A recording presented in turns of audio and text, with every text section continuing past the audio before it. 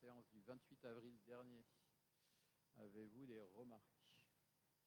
Est-ce qu'il y a des votes contre, des abstentions? Je vous remercie. Alors, avant de commencer l'ordre du jour au sens strict qui est lourd pour la dernière séance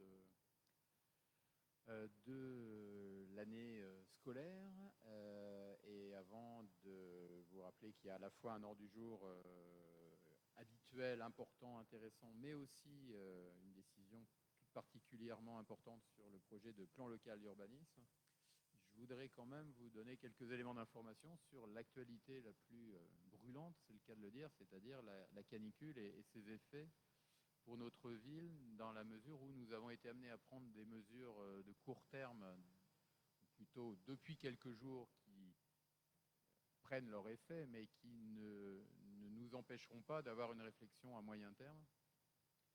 Et je dirais une réflexion aussi ambitieuse en termes d'adaptation au changement climatique que les réflexions que nous avons menées depuis le début de ce mandat sur l'adaptation à cette innovation complète sociale qui a été le Covid, ou dans un autre ordre d'idées, le plan de résilience que nous avons bâti il y a 2 ans pour diminuer nos charges en énergie.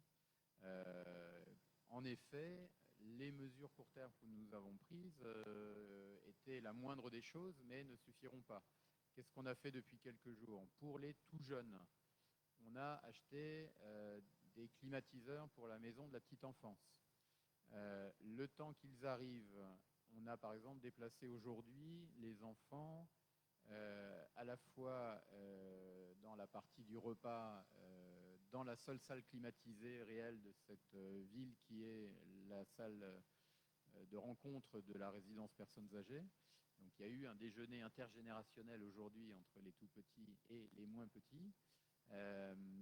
Nous avons également acheté plusieurs ventilateurs pour chacune des 19 classes de la ville, mais évidemment, c'est moins efficace que des climatiseurs. Nous avons entendu des demandes sur la ventilation la nuit, mais à l'heure actuelle, ça se heurte un peu à une autre forme de sécurité que nous devons assurer, qui est la sécurité anti-intrusion, voire plus. Et donc, il est vrai qu'actuellement, les établissements municipaux sont réouverts le matin tôt par le personnel de nettoyage des bâtiments, mais ne restent pas aérés toute la nuit. Ce sur quoi il faudra retravailler d'une certaine manière. De même pour les moins jeunes, nous avons lancé en début de semaine une centaine de coups de fil pour les personnes déjà inscrites sur notre fichier des personnes vulnérables, pour prendre de leurs nouvelles. Il y a eu, pas plus tard qu'aujourd'hui, quelques visites pour vérifier que ce qui pouvait paraître inquiétant ne l'était pas. Nous occupons évidemment, même si ce n'est pas une résidence médicalisée, nous nous occupons évidemment avec toute la vigilance qu'on peut avoir des résidents de la résidence du parc. Et puis donc, les plus vulnérables, les plus jeunes, les moins jeunes, et on a aussi lancé une réflexion sur nos salariés. Nous avons 100 salariés qui doivent être protégés aussi, c'est notre devoir en tant qu'employeur. Alors ça, c'est plusieurs choses. D'abord, on a lancé, et c'était pas la première année, les horaires d'été et de canicule des services techniques qui commencent très tôt, qui commencent à 6h40, si je ne m'abuse.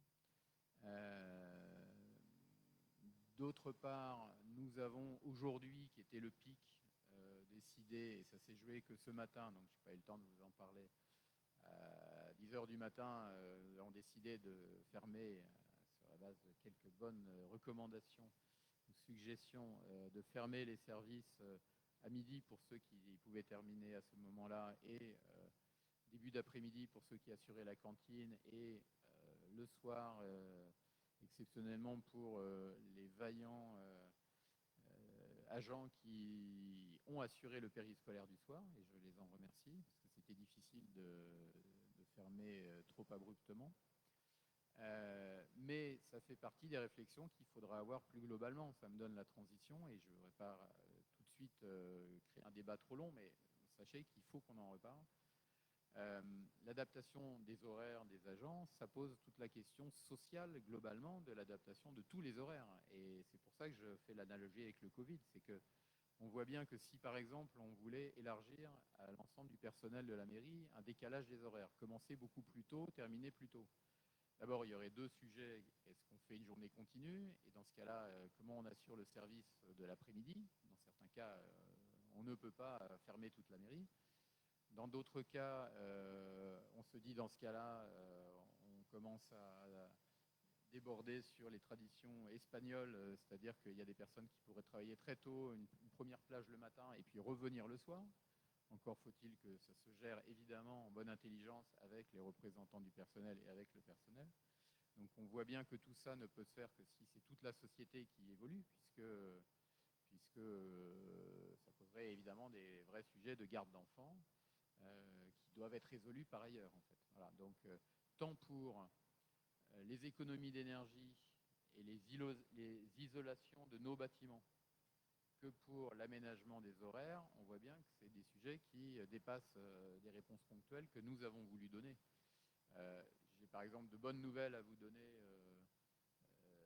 sur les opérations de rénovation énergétique des bâtiments de Oise Habitat. J'ai encore eu tout à l'heure le directeur général qui m'a confirmé que dans les prochaines années, les résidences de la Croix-Aude, de la Muette et du Val seront concernés par des rénovations énergétiques. C'est un effort de plusieurs millions d'euros, très important pour notre ville, qui vient, je vais dire, récompenser les relations très suivies que nous avons avec Oise Habitat et les demandes que nous faisons. Donc ça, c'est, vous voyez bien, pour 2026, 27, 28, c'est pas pour les prochaines semaines. Donc voilà, je voulais vraiment vous exposer tout ce qui est déjà lancé et tout ce qui va être nécessaire d'approfondir. Voilà. Désolé, je n'ouvre pas un débat tout de suite, si vous me le pardonnez, parce qu'autrement, on ne va pas pouvoir... Je suis tout pardonné, me dit mon voisin. C'est parfait. Alors, sur les décisions du maire, nous avons des demandes de subvention, comme vous le savez, pour les travaux de rénovation du sol du gymnase Pascal Grousset. Les travaux estimés à 98 000 euros. Nous demandons 25% au conseil départemental. Et merci d'avance. Pour le même projet, nous demandons 30 000 euros à l'AXO dans le cadre des fonds de concours. Pour la rénovation de la toiture de l'école des arts est estimée à 114 000 euros hors taxe. Nous demandons également 25% au conseil départemental. Pour la vidéoprotection, extension d'une ou deux caméras de plus, nous demandons 15% au conseil régional. Pour Jean Massé, vous savez que les travaux privés commencent, mais une petite partie des travaux publics ont commencé déjà avec l'effacement des réseaux d'éclairage sur pylônes et on planifie pour cette année la construction d'une chaufferie, le déplacement d'une chaufferie, la démolition partielle du mur de la sente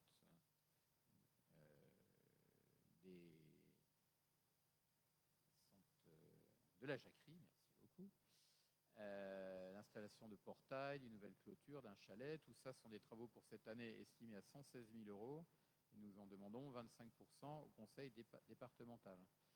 Même demande pour une nouvelle voie centre de la jacquerie. Là, ce sera plutôt pour l'année prochaine, mais on se prépare à faire la boucle routière qui remonte centre de la jacquerie. Les premiers travaux, plutôt, là, c'est la maîtrise d'œuvre qui serait estimée à 48 000 euros et on en demande 25% également au conseil départemental. Voilà, donc comme d'habitude, on a le reflet de grands projets en cours via les demandes de subventions. Voilà, mine de rien, nous sommes déjà au point 4 et effectivement, on en est à ce qu'on appelle l'arrêt du projet de plan local d'urbanisme, et je le dis bien pour le public également. C'est un arrêt provisoire puisque c'est une procédure qui passe par un vote provisoire du conseil municipal qui vous est demandé, mais il y a encore une étape de concertation avec les administrations, puis d'enquête publique, et nous reviendrons sur le sujet en décembre ou en janvier, dans le cadre de l'approbation, qui est en fait le véritable arrêt de la procédure. Voilà.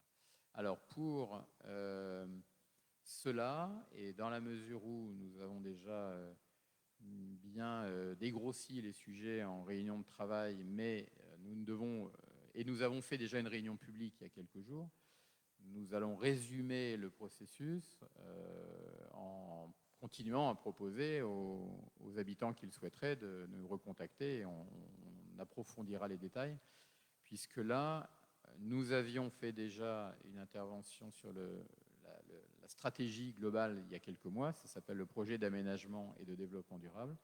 Et là, on est sur la traduction de cette stratégie dans des considérations très opérationnelles, c'est-à-dire comment on nomme et on définit des zones, comment on met en place des outils volontaristes d'orientation de la construction neuve, et c'est le sujet d'aujourd'hui.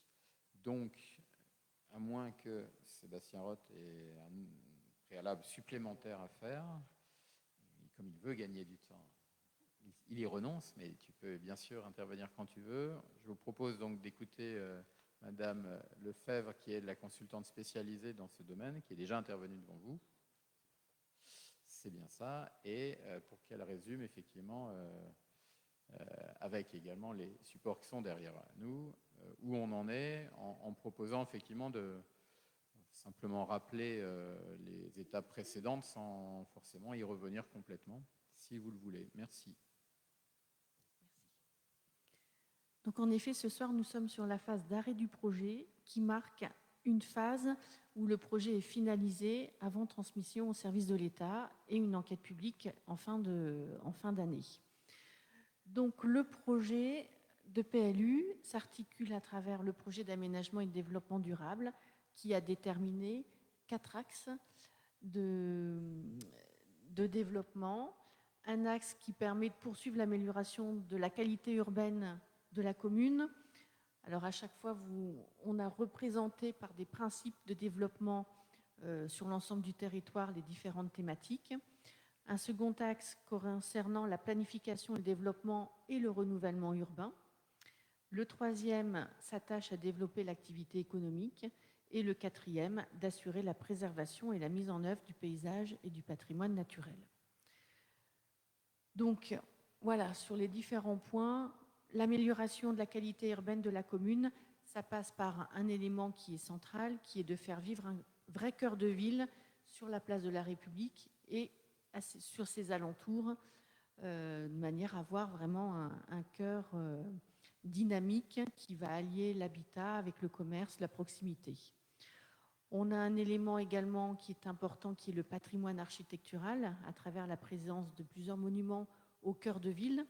Donc, on va le pérenniser et ça va apporter aussi une richesse dans ce cœur.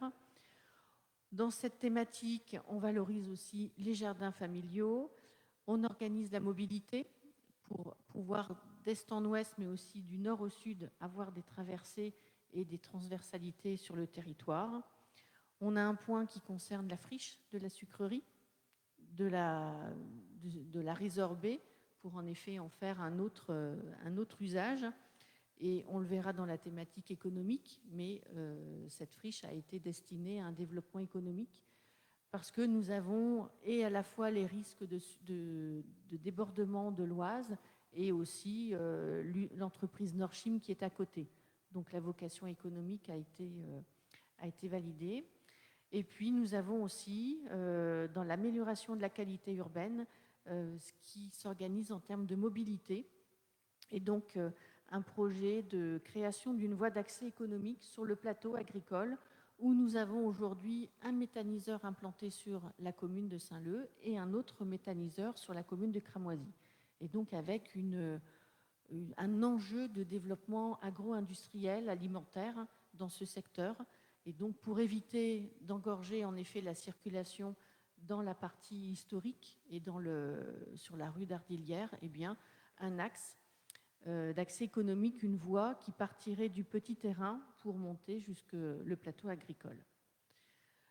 Alors, toute cette amélioration et qualité urbaine va aussi dans le principe de ne pas dénaturer l'identité de chaque quartier.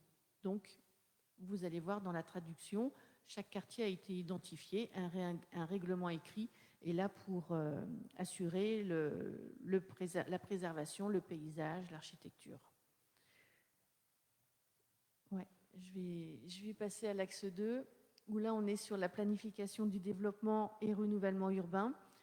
Donc, un renouvellement urbain dans la trame urbaine où nous avons encore quelques possibilités de construire et des zones de développement en mettant des priorités en fonction de la présence des réseaux, de leur localisation et puis aussi des enjeux de développement. Donc, on a identifié 3 priorités en fonction de la localisation et puis des enjeux et des terrains privés ou communaux.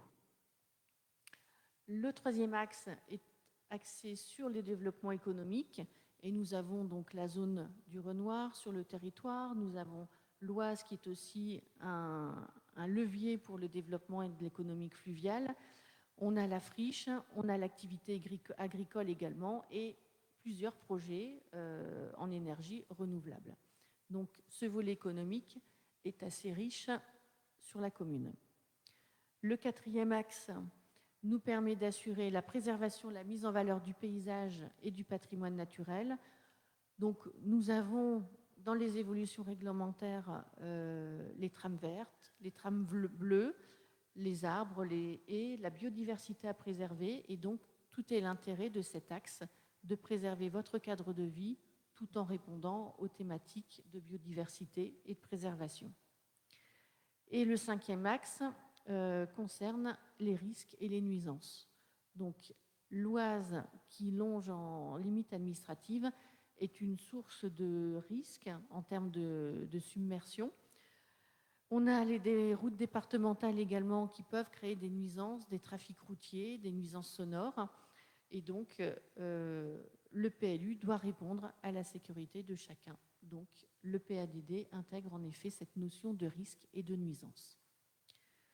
Donc le PADD, c'est aussi une réflexion sur le projet démographique, puisqu'on doit se projeter dans les 10 prochaines années, savoir combien d'habitants seront présents sur la commune, combien de personnes souhaitons-nous accueillir, et cela se traduit en logement, et quelle typologie de logement. Donc nous avons échangé, et avec les services de l'État, ça a été plusieurs réunions, et donc depuis 3 ans, il y a eu un certain nombre de logements qui ont été réalisés sur la commune. Nous n'avons pas encore les chiffres récents de la démographie, mais on peut estimer, et on est parti sur ce calcul, sur ce chiffre, que nous approchons les 5000 habitants avec l'ensemble des logements construits, et que la projection à 10 ans, eh bien, nous sommes sur un scénario d'environ 1% d'évolution annuelle, ce qui nous apporterait environ 300 à 400 habitants supplémentaires. Donc ces 300 à 400 habitants se traduisent en nombre de logements que l'on va répartir sur le territoire. Alors il y a eu des logements locatifs sociaux qui ont été réalisés, de la densité qui a été, des opérations denses qui ont été réalisées dans la trame urbaine. Et là, l'objectif du PADD que vous avez déjà débattu, eh bien, c'est de densifier en effet dans la trame, mais pouvoir avoir des zones pavillonnaires un peu en périphérie, une autre offre de logement qui correspond aussi à l'accueil de ménages avec des enfants pour pérenniser également les équipements publics, les écoles. Donc la population entre 5003 et 5400 habitants à l'échéance de 10 ans. Et donc ça se traduit par la création d'environ 137 logements à l'échéance du PLU, et on a aussi une projection au-delà de cette période pour répondre aux évolutions réglementaires.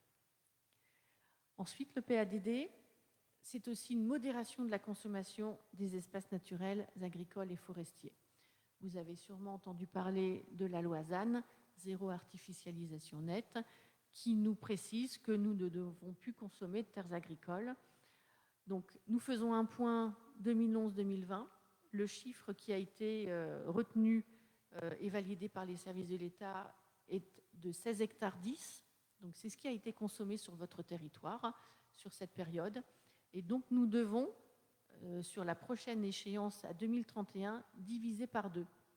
Donc c'est-à-dire qu'il nous faut modérer de 50% ce qui a été consommé. Donc un projet de PLU qui ouvre des zones à équivalence d'environ 8 hectares. Et suivant les priorités et la temporalité du projet, jusqu'à 2050, nous pouvons à chaque fois réduire de 50% pour à 2050 ne consommer aucune terre agricole, naturelle et forestière. Donc les priorités que nous avons affichées dans ce projet, en effet, nous sommes dans l'échéance à 2031, où nous avons environ 7 hectares 35, dont des friches, 2 hectares 35 de friches qui ne se comptabilisent pas, puisque ce sont déjà des parcelles artificialisées. Et nous avons indiqué en priorité 2 et 3, au-delà de cette échéance, eh bien, des projets également d'accueil de logements et d'équipements. Et nous avons une surface également attribuée à l'économique, mais qui pourra se faire à une échelle plus large que la commune, puisque nous travaillons aussi avec le méthaniseur de Cramoisy et on est peut-être sur une réflexion à l'échelle de l'Axo. Donc là, ce sont des surfaces qui dépasseraient le territoire et qui ne seraient pas imputées à Saint-Leu. Donc on a cartographié ces différents espaces. Donc on en a supprimé, qui correspondaient en effet à des secteurs qui ne répondent plus aujourd'hui en fonction des risques ou de l'évolution du projet. Donc c'est ce qui est en vert, où nous avons restitué au monde agricole ou à la zone naturelle des espaces qui vont rester naturels le temps de la vie de ce PLU. Nous avons ouvert des zones en extension, par exemple, de l'écoquartier, en contrebas du lotissement du Neuillet, sur un terrain communal au niveau de la rue d'Ardilière, et puis sur le plateau agricole, là où une zone agroalimentaire est envisagée. Et les zones de développement donc, se situent au cœur de la ville ou en extension, mais en continuité des tissus déjà existants, là où nous avons des réseaux. Donc nous avons équilibré les surfaces supprimées et les surfaces ajoutées pour répondre en effet à la modération de la consommation de l'espace. Alors ce projet, c'est aussi en termes de conséquences urbaines, nous avons le PLU, mais nous avons aussi des documents supracommunaux, et en l'occurrence le SCOT, le schéma de cohérence territoriale, qui a défini un nombre de logements et une densité de logements en fonction des secteurs dans lesquels nous sommes. Et donc, pour répondre aussi à cette modération de la consommation de l'espace, nous avons identifié des densités qui peuvent aller de 15 à 30 logements à hectare suivant la localisation sur le territoire. 30 logements à l'hectare quand nous sommes dans une zone très bâtie, où là nous pouvons être sur un petit collectif avec des appartements, et 15 logements à l'hectare, où là nous allons plus sur du pavillonnaire, sur des zones un petit peu excentrées et qui correspondent à un autre choix de vie et d'implantation pour les habitants ou de futurs habitants. Voilà, donc ça, le PADD a bâti en effet la vision du territoire à 10 ans, et la traduction se fait par différents outils. Donc nous avons les orientations d'aménagement et de programmation qui, secteur par secteur, permettent de fixer les règles du jeu pour de futurs aménageurs, promoteurs qui souhaiteraient s'installer sur le territoire.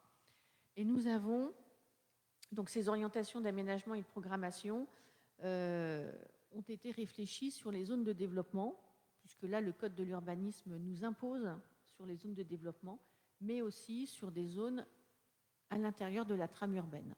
Le tout est d'orienter et vraiment de ne pas se laisser déborder sur des projets qui engendreraient des contraintes ensuite pour la vie de chacun.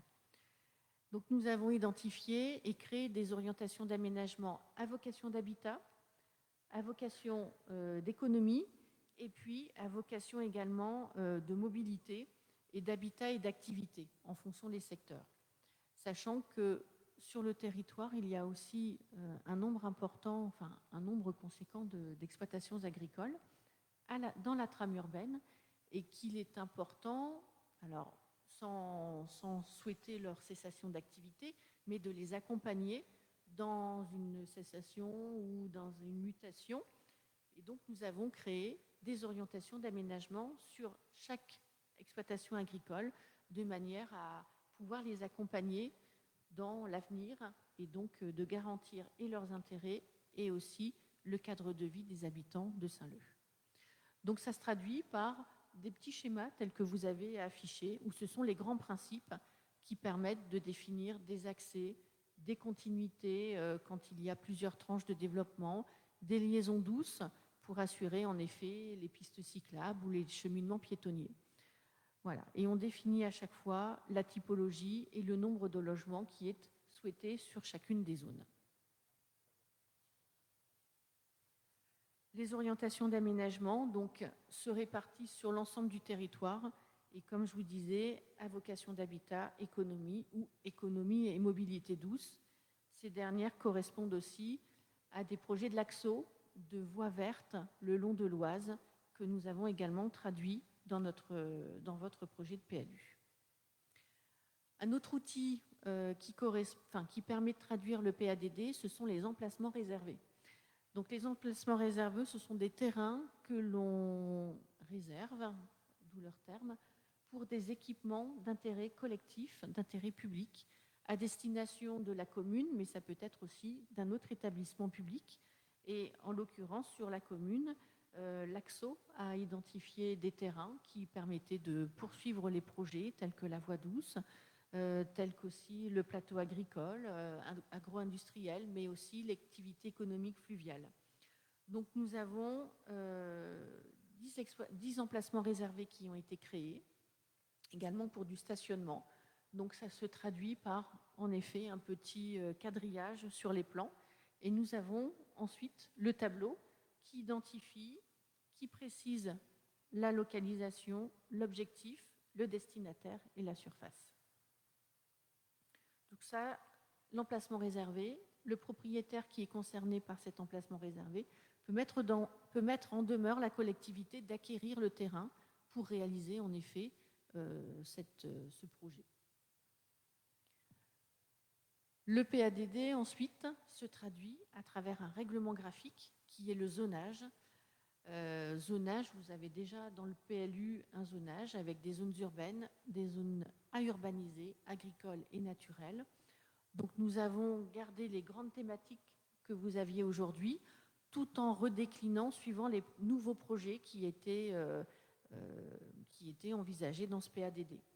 Donc nous avons 8 zones urbanisées, 8 urbaines, 2 zones à urbaniser, donc les 1 AU pour du court terme, moyen terme, et du 2 AU pour du long terme, qui nécessiteront une modification du PLU. Et ensuite, nous avons les zones naturelles et agricoles. Le règlement écrit, ensuite, c'est le complément du règlement graphique, puisque le règlement graphique, on aperçoit les couleurs, on se renseigne où se situe le projet, dans quelle zone, et ensuite, on va dans le règlement écrit, dans la zone, et on a une méthode. Comment puis-je aménager sur ma parcelle ? Donc, en effet, est-ce que j'ai le droit de faire du logement ou est-ce que j'ai le droit de faire de l'activité économique ? Ensuite, comment je peux aménager les hauteurs, les matériaux, les implantations, les clôtures ? Et un dernier chapitre qui est surtout les réseaux, les connexions en termes de réseaux d'assainissement, d'eau potable, etc. Donc, ce règlement écrit, en 3 chapitres, se décline dans chacune des zones. Et enfin, ce PLU, ça a été aussi la possibilité de revoir certaines servitudes qui étaient en place depuis très longtemps, et en l'occurrence le périmètre des abords des monuments historiques. Il y a une concertation qui a été tenue avec l'architecte des bâtiments de France, le service départemental de l'architecture et du patrimoine, qui a proposé de réaliser un PDA, un périmètre délimité des abords. Et donc, au lieu d'avoir un rayon strict de 500 mètres autour de l'abbatiale, eh bien, il y a eu toute une analyse urbaine sur site qui a permis de supprimer certains secteurs, mais de dilater d'autres secteurs en cohérence avec l'histoire de votre commune, les accès historiques, et puis aussi les perceptions, les cônes de vue et les covisibilités, de manière à avoir quelque chose de cohérent et plus logique dans l'organisation.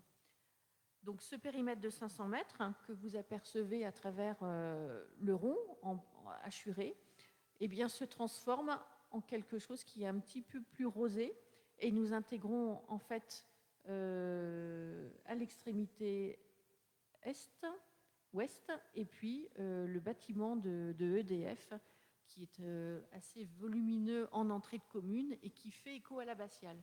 Donc l'architecte de Bâtiments de France s'interroge, le jour où il y a une volonté de changer l'aspect, de repeindre ou autre, de changer son bardage, il faut être vigilant puisque on doit respecter la covisibilité avec l'abbatiale. Et puis cela va aussi au-delà de votre territoire puisque la berge opposée qui est sur Saint-Maximin a été également concernée par ce périmètre des abords, délimité des abords. Donc le PLU, en effet, est la traduction de votre PADD, intègre des servitudes qui ont été révisées durant l'étude. Et donc ce soir, nous sommes en effet sur l'arrêt du projet pour avant de passer à la consultation, c'est-à-dire d'envoyer le dossier au service de l'État en préfecture. Ils auront 3 mois pour donner un avis. Au bout des 3 mois, on peut engager une enquête publique. Donc la possibilité encore pour les habitants de venir en mairie pendant 30 jours, rencontrer un commissaire enquêteur, plus un dossier qui sera dématérialisé et accessible 24 heures sur 24, 7 jours sur 7 sur une plateforme. Et au terme de cette enquête publique, eh bien, le commissaire enquêteur émet son rapport, ses conclusions, son avis, pour ensuite que vous puissiez de nouveau, en conseil municipal, approuver le PLU. Donc on est encore sur 6 mois de procédure avant que le dossier soit finalisé. Merci beaucoup. C'est toujours une gageure de résumer énormément de travail. Je voudrais vous dire que, bien entendu, on est quand même là pour débattre. Donc, si en plus des réunions de travail, il y a des questions, n'hésitez pas. Et pour avoir déjà tenu compte des réunions de travail, Sébastien va vous donner un exemple d'un petit complément qu'on vous propose par rapport à la version qui a été envoyée aux personnes publiques associées, c'est-à-dire les administrations qui échangent avec nous. Donc, bonsoir. Donc, il y a 2 points qui ont été évoqués. Alors, il y a un point qui a été évoqué en réunion de majorité, qui était l'extension du stade Pascal Grousset. L'extension du stade Pascal Grousset, où on avait la zone qui était en 2 AUP.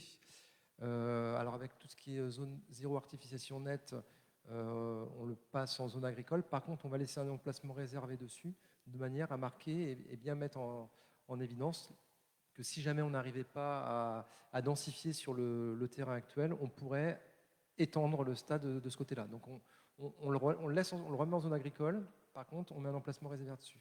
Et puis le deuxième point, il y avait au niveau du Laris, on a reçu un courrier il y a quelques jours pour nous faire remarquer qu'on n'avait pas intégré le lien entre le bois du Laris et le projet du parc photovoltaïque qui sera sur la carrière quand elle sera embauchée. Donc pour pouvoir justement créer cette liaison et avoir la totalité du Laris qui puisse comme ça reprendre cette partie naturelle, on a eu un courrier et on intègre cette remarque pour que un emplacement réservé cette fois-ci à destination destination du conservatoire. Voilà. Donc je ne sais pas si vous avez des questions, des remarques, des choses à dire. Juste une précision, effectivement, ça a déjà été dit, mais c'est important. Les emplacements réservés peuvent être pour d'autres que nous, à partir du moment où, majoritairement pour d'autres, à partir du moment où c'est cohérent avec notre propre stratégie. C'est le cas pour la zone du Renoir, puisque la compétence développement économique, c'est l'AXO. C'est le cas, par exemple, pour le conservatoire, dans la mesure où ça rentre bien dans notre politique de développement durable. Est-ce qu'il y a des remarques ou des demandes d'approfondissement? Remuez bien les mains, parce qu'en plus, pour réduire la chaleur, on n'a pas mis la lumière. J'espère que la caméra est quand même Il va falloir le faire, c'est ça? Ouais, on va commencer à devoir allumer quand même. Pour meubler encore, en attendant d'éventuelles questions, c'est vraiment volontariste ce qu'on est en train de faire, puisque 19 opérations d'aménagement prioritaire, ça veut dire à chaque fois un travail de focalisation sur une zone, d'imagination de ce qui pourrait arriver et d'orientation. On reste dans une économie de liberté individuelle de construire ou pas. On n'est pas en train encore une fois, de spolier énormément de propriétaires. On ne rend pas, à une seule exception près, mais le propriétaire n'est pas un particulier, on ne rend pas en zone naturelle une zone qui était auparavant constructible.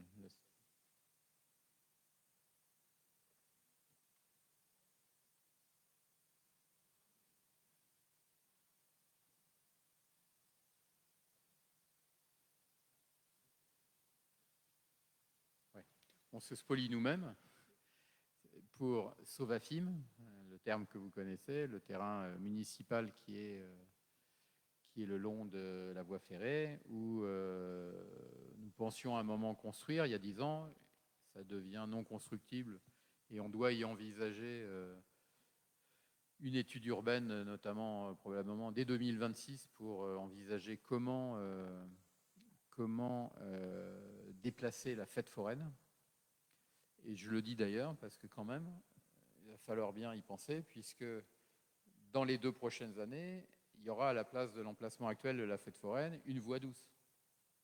Donc ça va devenir difficile de maintenir la fête foraine au même endroit. Donc il faut bien qu'on fasse cette étude de réception pour que dans les 2 ans, la fête foraine soit transférée. Voilà. J'ai meublé, mais y a-t-il d'autres questions? Bon. Alors, ah pardon, je n'ai pas entendu, pas vu.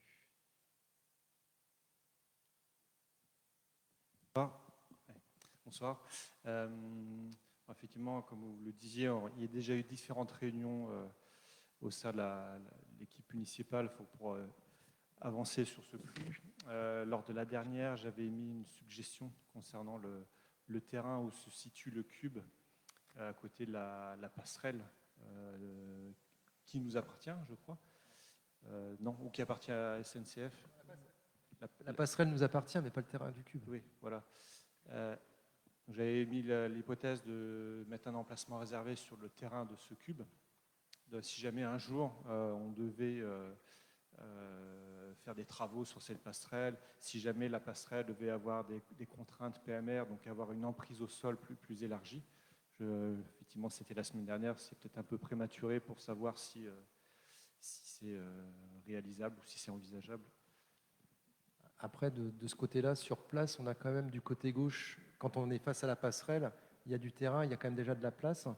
Et à réétudier, c'est des remarques qui peuvent être rajoutées. Donc, je rappelle que la procédure, donc là, aujourd'hui, on arrête. Donc, on a fait enquête publique, réunion publique. On a fait le débat au mois d'avril. Il y a une exposition qui a été mise en place. Il y a un registre. Donc, on a fait la totalité de ce qu'on s'était engagé à faire lorsqu'on avait lancé le PLU le 11 octobre 2022. Donc là, on en arrive à proposer donc de clore le travail sur l'écriture des différents documents. Ça n'empêche pas que maintenant, on va avoir des retours des personnes associées. Ensuite, à partir du mois d'octobre, c'est octobre, on aura 2 mois d'enquête publique, où là, toutes les personnes qui veulent s'exprimer auprès de l'enquêteur pourront le faire, soit directement en mairie lors des permanences, soit directement sur le site internet, avec un espace dédié. Ils peuvent l'écrire, échanger, ça marche très bien, ça fonctionne très bien. Je précise qu'en même temps, il y aura une deuxième enquête publique qui sera en parallèle pour le nouveau zonage avec l'ABF. Donc il y aura les 2 qui seront faites par la même personne au même moment, pour garder une cohérence. Et qu'à l'issue de ça, on va se retrouver au mois de décembre ou janvier, où on aura toutes les remarques et on vous proposera, dans les cas où on les juge intéressantes, d'apporter les modifications nécessaires. Voilà. Merci. Alors, une réponse complémentaire.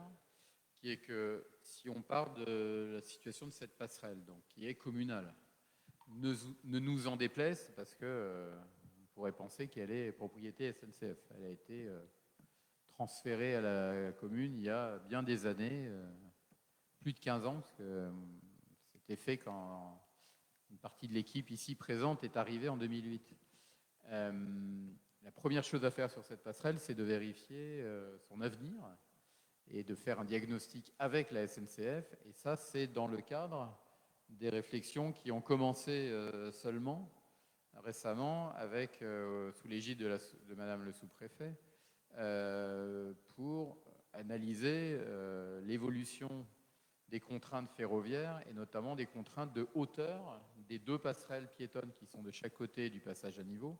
Parce qu'en fait, ce sont ces deux passerelles qui amènent à baisser un petit peu la hauteur des câbles et des caténaires. Donc on voit bien qu'il y a quelque chose à réfléchir. Mais ça va être long puisque la SNCF nous aidera seulement si on lui transfère une certaine somme d'argent pour qu'elle fasse une étude. Donc ça, c'est déjà la première chose. Ensuite, quand tu évoques à juste titre un éventuel accès PMR, on peut déjà se dire qu'il y a quand même une emprise publique à gauche de la passerelle quand on revient de l'Oise, qui est le coin de l'impasse, de la rue qui longe la voie ferrée. Donc le fait de devoir gagner sur une partie de l'emprise n'est pas forcément la seule solution. Si jamais il y avait un jour un ascenseur, par exemple, normalement ça passe du côté déjà public. Puis dernier élément de réponse, mais tout ça n'est pas pour dire non à jamais. C'est pour ça que la réponse de Sébastien reste la plus forte. La contrainte sur le propriétaire privé de ce cube est déjà très importante. Elle était importante et elle le reste, puisque c'est un propriétaire à qui on dit d'abord qu'il doit abandonner l'espoir d'avoir un terrain constructible en logement, alors que c'est ce qu'il attend depuis 15 ans. Donc ça, c'est déjà une très mauvaise nouvelle dans ce PLU. Et deuxième mauvaise nouvelle, on maintient le côté très volontariste de lui dire que s'il veut aménager son terrain, il faut d'abord qu'il démolisse le bâtiment. Donc on a considéré qu'effectivement c'était déjà assez volontariste. Si en plus on lui mettait un emplacement réservé, ce qui n'est pas encore une fois absurde par rapport à l'intérêt public d'un projet comme tu l'évoques, bon, ça commencerait peut-être à faire beaucoup. Voilà. Il y a aussi une question diplomatique.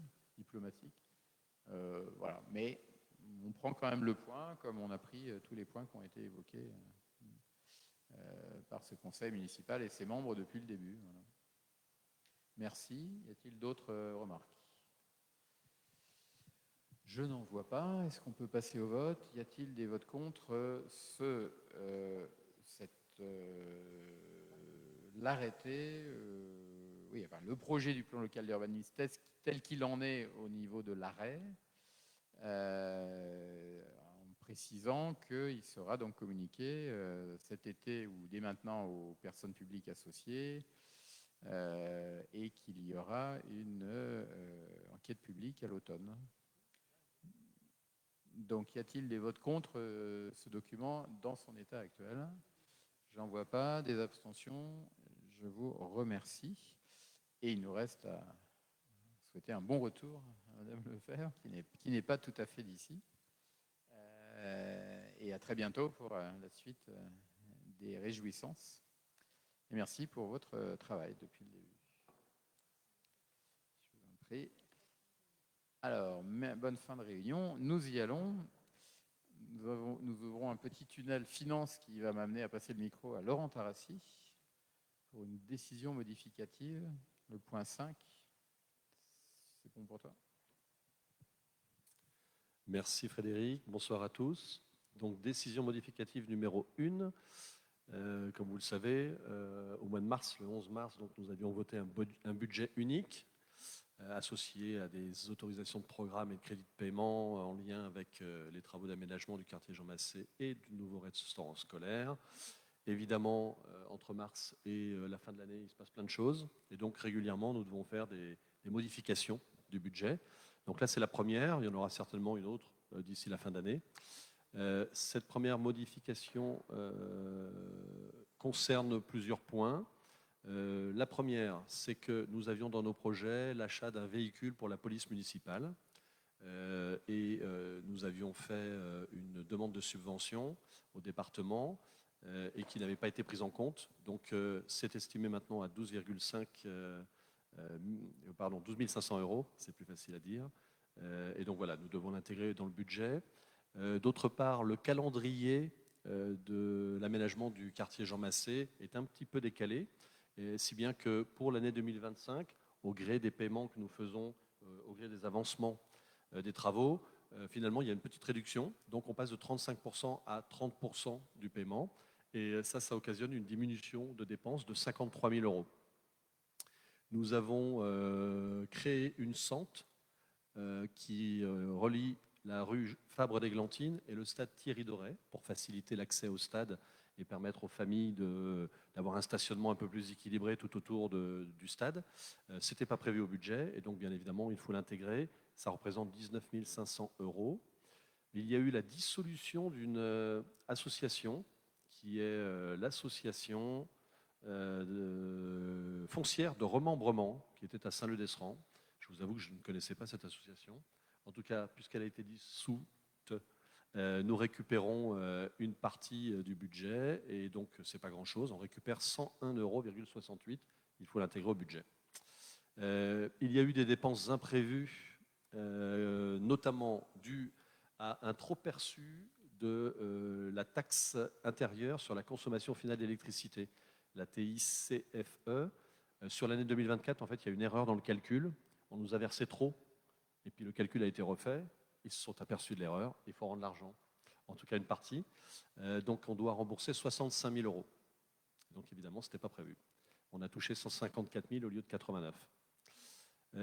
Et puis, on a fait un petit peu moins de dépenses, en tout cas, on en prévoit un peu moins sur l'entretien global général de voirie pour financer donc en investissement la sente dont je vous ai parlé juste avant. Ça nous permet donc d'équilibrer, de basculer ce montant, donc pour 19 500 euros.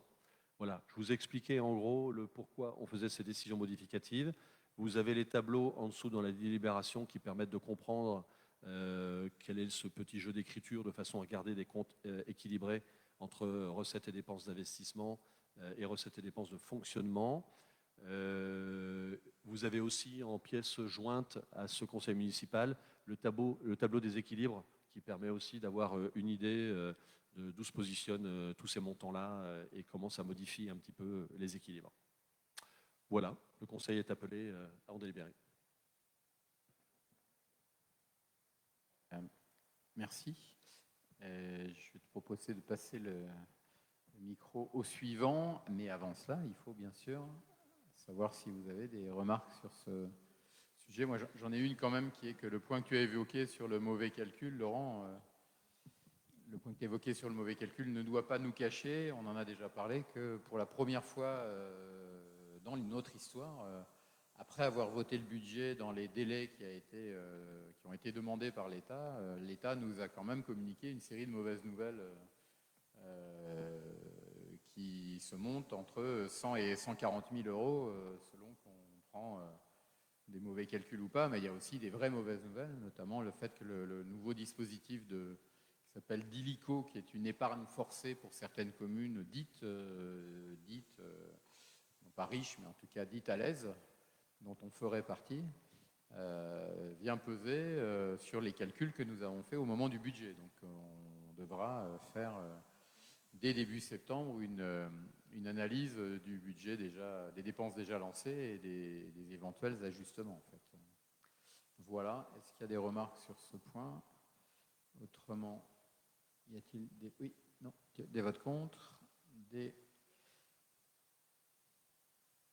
abstentions. Donc, je me rends compte que le tunnel financier est assez court, puisque finalement, on peut passer dès le projet d'après à un partage du micro avec Jean-Michel Mazet pour le point 6, Amour d'enfant. Bonsoir. L'association Amour d'enfant nous a sollicité il y a plusieurs mois pour un soutien financier suite à un événement. Cet événement a eu lieu sur la commune le 15 mai dernier. Amour d'enfant est une association qui a pour vocation à améliorer le sort des enfants en situation de handicap physique, mental ou social. Elle organise régulièrement des actions culturelles, sportives, éducation et sociales et actions participatives destinées à collecter des fonds intégrales reversés à des actions partenaires. Et ça, chaque année sur différentes communes. Suite à une réunion que nous avions eue en mairie le 6 novembre 2024, nous avions approuvé leur demande qui a été présentée d'avoir un soutien financier. Ce soutien financier est à hauteur de 400 €, ce qui a permis de fournir simplement des goûters et puis des boissons et des viennoiseries dès le matin. Suite à ça, le conseil municipal est appelé à en délibérer. Merci Jean-Michel. Y a-t-il des remarques, des votes contre, des abstentions? Donc adopté, merci beaucoup. Numéro 7, service à l'enfance, modification du règlement intérieur. Donc Christelle Terre. Bonsoir à tous. Donc, comme chaque année, on va modifier quelques petits points du règlement intérieur des services à l'enfance. Donc, cette année, on vous propose d'apporter des modifications sur l'article 1. Il y a des précisions qui sont apportées sur les déclarations auprès de la SDJES. Donc, les 2 accueils de pause méridienne élémentaire ne sont pas déclarés au SDJIS et à la CAF, mais leurs règles de fonctionnement répondent au niveau de qualité nécessaire au bon accueil des enfants. On va également modifier l'article 6. Il y a une règle qui a été ajoutée. En cas de non-fréquentation d'une activité pause méridienne, périscolaire ou centre de loisirs pendant 1 mois sans communication des parents, l'accès à l'activité sera fermé. La commune pourra programmer plus précisément les besoins d'accueil pour les périodes, donc notamment le nombre d'animateurs et les activités pédagogiques. Et l'article 9, les conditions d'annulation de la pause méridienne et périscolaire dans le cas de l'absence d'un enseignant ont été précisées. Il faut avertir le pôle EJS au plus tard le même jour avant 11 h afin de garantir la sécurité des enfants et d'éviter le gaspillage alimentaire. Donc le conseil municipal est appelé à en délibérer. Merci Christelle. Y a-t-il des remarques? Je ne vois pas. Des votes contre, des abstentions. Merci. Pour le point 8, c'est encore Christelle sur les services rendus aux élèves des écoles et par là même au monde enseignant et à l'éducation nationale. Depuis quelques années maintenant, on a créé ce document. Pour nous, il est nécessaire de mettre en valeur le haut niveau d'engagement de la commune dans le domaine de l'enseignement primaire, c'est-à-dire des écoles maternelles et élémentaires. Donc, ce document, il est transmis à nos différents partenaires, donc l'Éducation nationale et les représentants de parents d'élèves, pour valoriser le soutien à l'éducation de nos petits lupoviciens. Donc, ce document, il est mis à jour chaque année afin d'y intégrer des évolutions. Donc, vu les nombreux services rendus aux écoles et vu les compléments apportés pour 2025-2026, donc tout d'abord, en préambule, on a ajouté l'ouverture de la maison de la petite enfance, ce qui permet de renforcer la liaison halte-jeu et école maternelle. On donne aussi des précisions sur la loi Egalim pour la réduction du gaspillage alimentaire et sur la loi Climat et Résilience appliquée dans nos restaurants scolaires. Donc, en 2024, les fenêtres du premier étage de l'école Raymond Carbon ont été changées. Et il est prévu de changer les fenêtres des 2 classes du rez-de-chaussée courant de cette année. En fonction des besoins, les mobiliers de classe peuvent être changés également. Donc, depuis quelques années maintenant, on a mis en place l'intervention musicale en partenariat avec les écoles, l'Éducation nationale et la municipalité. Les grandes lignes des projets sont fixées en fin d'année scolaire pour l'année à venir. Depuis 2022-2023, le travail effectué dans le cadre des interventions musicales fait l'objet d'une restitution en fin d'année scolaire, ici même à la salle agriculture. Le service patrimoine propose des ateliers pédagogiques à destination des scolaires. Dans le cadre des PPMS, les écoles seront équipées cette année d'un système d'alerte dédié par la société MyKeeper. Dans les groupes scolaires, une rénovation progressive des cours d'école est programmée sur plusieurs années et ça débute cette année.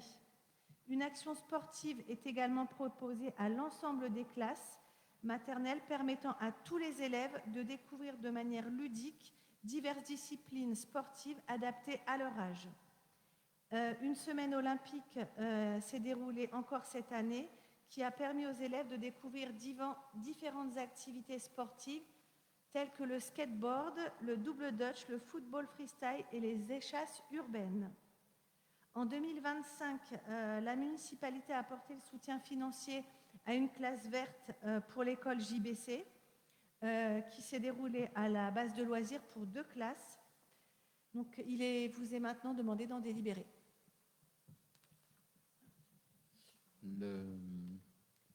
Le dernier point sur la classe verte fera l'objet d'un point immédiatement après sur le financement par la participation importante au financement par la commune. Est-ce qu'il y a des remarques sur ce qui est vraiment un bon résumé annuel de notre engagement dans ce domaine? On aurait pu souhaiter au début de la rédaction de ce document il y a quelques années que ce soit une charte signée par les 2 partenaires, mais ça a été compliqué de trouver des personnes pour signer, donc on signe avec nous-mêmes et on est déjà fiers de le faire. Des remarques là-dessus, des votes contre, des abstentions, je vous remercie. Le point suivant, justement, est toujours pour Christelle Terre sur cette sortie, ce séjour de l'école Jean-Baptiste Clément. Donc, lors du conseil municipal du 17 mars, on a attribué une subvention à l'école JBC pour l'organisation donc de cette fameuse classe verte à la base de loisirs. Vu l'état des dépenses et des recettes établies sur la base des participations réelles et conformes aux factures transmises par l'école et la société Convivio, donc 50 élèves ont participé à ce séjour, encadrés de 2 enseignantes, 4 accompagnateurs, un AESH, soit un total de 57 personnes. On a fait le choix que ce soit la commune qui gère la tarification aux familles afin de poursuivre le déploiement de la politique globale de tarification modulée en fonction des ressources mensuelles de chaque famille. Donc, les familles ont payé entre 25 et 85 euros. Donc, dans un premier temps, on a versé une subvention de 1 000 euros à la coopérative de l'école. Donc, il était convenu que le conseil municipal délibère sur une subvention complémentaire en fonction du coût réel du séjour, après déduction faite de la participation des familles et de la coopérative. Donc, dans le dossier qui vous a été transmis, il y a un état réel des dépenses. Donc, le coût réel du séjour est de 5 029,06 euros. Les recettes sont de 5 045 euros. La coopérative prenant en charge 10 euros par personne en prenant en compte le nombre d'inscrits. Donc, pour une gestion optimale, la commune a facturé la participation aux familles et reversera à la coopérative de l'école déduction faite du montant de la facture Convivio qu'elle prendra en charge. Donc, le montant de la participation des familles est de 3 475 euros, le montant des repas conviviaux de 1 452,04 euros. Il convient donc de reverser à l'école la somme de 2 022,96 euros que nous arrondirons à 2 000 euros, ce qui équivaut à la subvention de 3 000 euros que nous donnons dans le document des services rendus aux écoles. Donc, vous êtes appelés à en délibérer. Merci Christelle. Je pense qu'on peut effectivement être content de participer à ce séjour pour 2 bonnes raisons. C'est que les coûts sont modérés, 5 000 euros en tout. Le fait qu'on a pu apporter cette subvention, c'est aussi parce que l'école a eu le courage de dire que ce n'est pas parce qu'on va très loin que c'est bien. Et une semaine verte à la base de loisirs avec près d'une douzaine de sports pratiqués sur une semaine pour 2 classes, avec une atmosphère vraiment de très grande convivialité, c'est important à soutenir. Voilà. Y a-t-il des remarques? Des votes contre, des abstentions? Je vous remercie. pour le point 10, on revient à Jean-Michel Mazet. Oui, le Carnaval des possibles. L'association Le Carnaval des possibles nous sollicite comme chaque année pour l'organisation de sa manifestation annuelle qui se déroule à la base de loisirs et qui aura lieu cette année le 28 septembre 2025. Cette manifestation poursuit ses objectifs de développement durable importants pour la municipalité, rassemble un nombre important de visiteurs également. Les thèmes abordés sont entre autres la biodiversité, le développement durable, le transport, l'alimentation. Nous soutenons cette manifestation à hauteur de 1 000 € pour la 7e année consécutive, versement qui sera fait avant l'événement. Le Conseil est appelé à en délibérer. Voilà, toujours une association de notre image et d'une petite somme à un événement intéressant en développement durable qui d'ailleurs peut se raccrocher au fait qu'on est vécu comme une référence aussi sur le développement durable dans le cadre du projet alimentaire territorial de l'agglo de Creil-Sud-Ouest, sur lequel je reviendrai, nous pourrons revenir quand il sera proche de l'adoption, mais voilà, c'est vraiment pas parce que la commune abrite sur son territoire cet événement, mais c'est aussi parce qu'on est vécu comme étant assez en avance sur le maraîchage, sur les cantines scolaires. Donc, c'est agréable de se le dire. Donc, des remarques là-dessus, des votes contre, des abstentions. Je vous remercie. Du coup, sur le point 11, on passe à Estelle Sueur sur 3 sujets culture. Bonsoir. Alors, le premier sujet culture ce soir, c'est la modification du règlement de l'École des Arts. Donc, la collectivité adapte régulièrement son offre pédagogique en fonction des besoins et des évaluations des pratiques artistiques sur le territoire. Ce soir, on doit délibérer sur 3 sujets du règlement intérieur. Le premier, l'offre bouquet. Donc, cette offre permet aux élèves musiciens amateurs inscrits à un cours individuel de bénéficier d'une gratuité d'un cours collectif musical de la même discipline que le cours individuel. Les conditions de cumul, des montants de réduction et des modalités d'inscription sont précisées dans l'article 39 du règlement, que vous avez tous, bien sûr, lu et appris par cœur. Le deuxième sujet sur lequel nous devons délibérer, c'est l'intégration des candidats libres aux examens. Donc, ça c'est nouveau, nous avons modifié notre règlement afin que des candidats libres extérieurs à l'école puissent se présenter aux examens organisés dans notre établissement. Donc, ces candidats devront satisfaire des conditions précisées dans l'article 42, comme des frais de dossier, devront choisir leur niveau et également leur instrument ou leur pratique vocale, en respectant bien sûr un calendrier d'inscription. Cette pratique est innovante et pourrait donc leur permettre ensuite de s'inscrire aux enseignements de l'École des Arts. La troisième chose, je vous propose l'ouverture du parcours cursus dans les classes d'art plastique et de théâtre.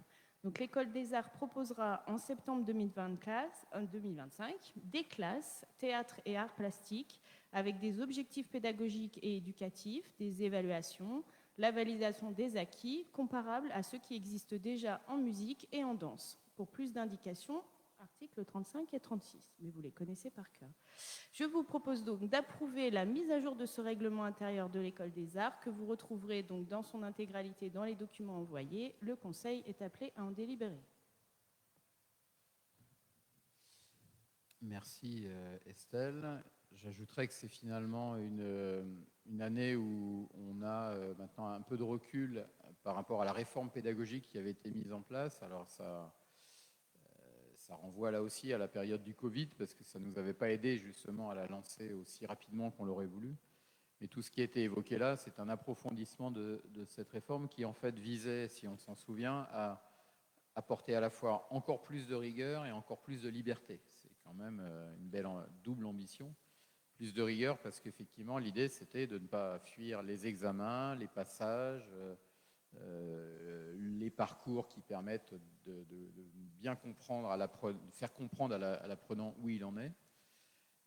Mais plus de liberté aussi parce qu'il y avait ces idées au sein des cursus d'avoir quand même des cursus de musique actuelle et pas simplement de musique classique, puis aussi d'avoir du hors-cursus et maintenant d'avoir des candidats libres. Voilà, c'est donc cette idée que la liberté est bonne à prendre. même si on a eu des discussions déjà et on en tient compte sur l'idée que un candidat libre est un candidat qui a l'occasion d'intégrer complètement notre école, puisque il est normal qu'il ne soit pas totalement à côté de tous les efforts qu'on réalise et qu'il puisse aussi participer aux ensembles collectifs qu'on favorise. Voilà. Au-delà de cet ajout, est-ce qu'il y a des commentaires, des remarques, des questions? Donc, pas de vote contre, pas d'abstention. Merci. Estelle, à nouveau. Alors, cette fois, c'est pour le règlement intérieur des locations de salles du pôle culture. Alors, des salles communales seront bientôt mises à disposition du public via le pôle culture, à des fins associatives, culturelles, institutionnelles, professionnelles ou événementielles. Nous avons donc élaboré un règlement de location des salles à vocation culturelle. Il y aura 3 salles, l'auditorium de la médiathèque, rue Jean Moulin, les écuries de la Guédière, place de la mairie, et l'atelier des moines, rue du Bourg. Le règlement mis en place comporte 8 articles qui abordent les bénéficiaires, les moyens de réservation, l'utilisation des salles, la remise des clés, l'entretien et les dégradations, les tarifs, l'annulation et la régie pour les encaissements. C'est un règlement qui est similaire aux locations de salles communales, aux autres salles.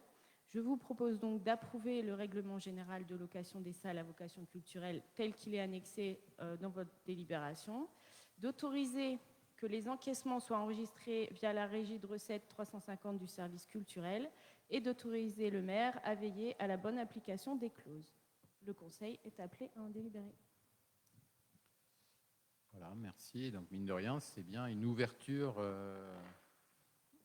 un grand nombre d'usagers de nouveaux locaux, puisque l'auditorium de la médiathèque n'existait pas il y a quelques années. Les écuries de la Guédière étaient un musée au sens traditionnel, et maintenant, on a fait le choix, il y a un an, de les réattribuer ou de les remettre à disposition de certains partenaires.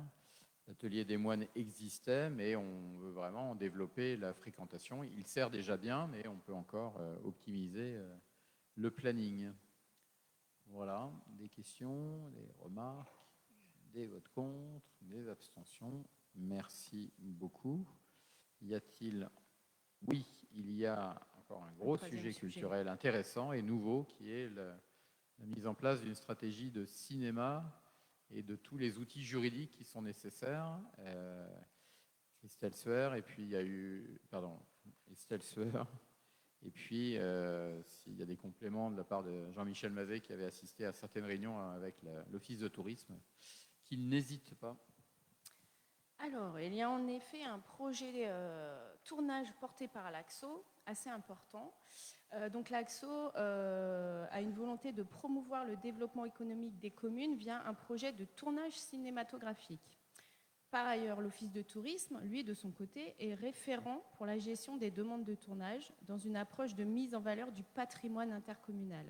L'AXO et la ville de Saint-Leu souhaitent promouvoir l'image de nos territoires en favorisant l'accessibilité de son territoire à la conception cinématographique. Donc, l'AXO, l'Office de tourisme et Saint-Leu-d'Esserand vont être amenés à collaborer avec des réalisateurs. Pour cela, il fallait donc mettre en œuvre un projet dans son ensemble. Donc, une convention entre l'AXO, représentant les communes dans la démarche de tournage, et l'organisme Picta Novo, qui est un organisme qui vient des Hauts-de-France, a été élaborée. Il y a également une convention entre l'Office de tourisme, en tant que référent de projet de tournage de l'AXO, et les collectivités partenaires, dont la ville de Saint-Leu-d'Esserand, et une nouvelle convention entre la ville de Saint-Leu, en tant que responsable de son territoire, et les producteurs ou réalisateurs du projet tournage. Qu'est-ce que je peux vous dire de plus ? L'idée, en fait, est l'exploitation de différents sites de tournage et surtout de les mettre en valeur de différentes manières. Donc, d'abord, au niveau de l'AXO, il gère toutes les relations avec Picta Novo. Donc, vous avez 3 articles avec l'objet de cette convention, les différents engagements des parties et la durée qui est d'1 an pour cette convention. Il y a une autre convention. Est-ce que je peux me permettre de préciser que Picta Novo, et dis-le toi-même, est un organisme qui référence les sites dans une base de Voilà. données Internet. Au niveau des Hauts-de-France. Donc voilà, la convention entre l'Office de tourisme et les villes. Donc ça, c'est une convention pour piloter un peu en tant que... Donc l'Office de tourisme a vocation de promotion touristique. Donc c'est pour ça qu'il est le référent pour le projet tournage et aussi pour la gestion. Il va récupérer tous les projets et ensuite, en fonction des projets, l'Office de tourisme va les traiter et va proposer différents sites au sein de l'AXO. Ensuite, donc l'Office de tourisme va assurer aussi la gestion et la coordination des projets et va s'assurer que les règlements sont bien respectés et que les tournages sont bien organisés. Et enfin, il va y avoir une convention aussi donc, entre l'Office de tourisme et chaque ville. Cette convention donc, va préciser les sites de la ville qui vont être mis à disposition pour les tournages. Alors, donc, la ville de Saint-Leu-d'Esserand a également écrit une convention qui s'adresse aux professionnels, parce qu'il y a une différence entre les professionnels et les amateurs, car les amateurs, eux, peuvent bénéficier d'un accord de tournage en fonction de l'intérêt communal et de l'impact sur l'espace public. Par contre, un tournage amateur sera réalisé à titre gracieux, alors qu'un tournage professionnel ne le sera pas. C'est pour ça qu'on a fait une convention.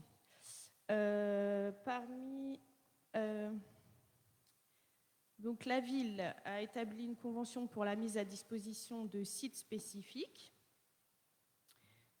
Parmi ces sites, il y a l'abbatiale, la sucrerie, le château de la Guédière avec les jardins et les écuries, la cave Banvin, l'atelier des moines et la carrière des danses. Il y a également la base de loisirs intercommunale et aussi des sites privés. Il y a une grille tarifaire qui a été faite, bien sûr, en fonction du type de structure, en fonction de la taille aussi du tournage, du lieu que le tournage va occuper, s'il en occupe un ou plusieurs, si c'est en intérieur, en extérieur, 2 jours, 2 nuits, 1 jour, 1 semaine, voire plus. Qu'est-ce que je peux vous dire d'autre ? Dans cette convention, il y a aussi une annexe sur les œuvres qui sont protégées et qui sont dans certains lieux. Donc il fallait les signaler.